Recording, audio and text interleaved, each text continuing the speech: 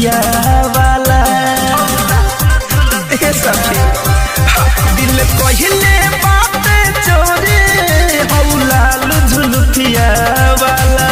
हरे मनहवा भटकी जत मोर जब जब ताके हमरी ओर लागे के जनवा लेली रे सखी पेनी के चश्मा काला दिल कहले बात चोरे हौलाल झुलुकिया वाला दिल कहले बात चोरे हौलाल झुलुकिया वाला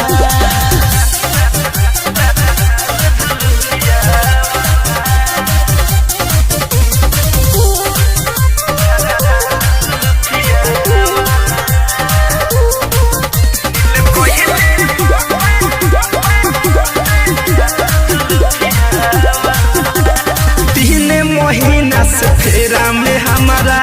रहे उतला गल रे जाने कौन बात जादू चलवले हम हो गईनी पागल रे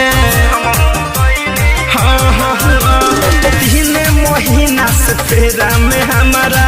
रहे उतला गल रे जाने कौन बात जादू चलवले हम हो गईनी पागल रे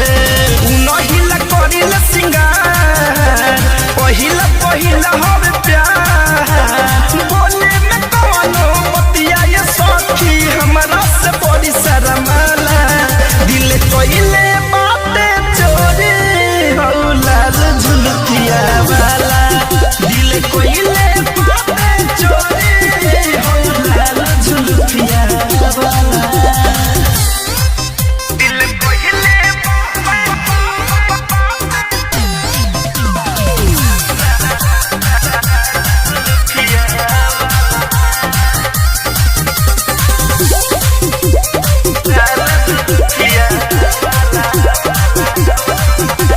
दिनवा भर में 10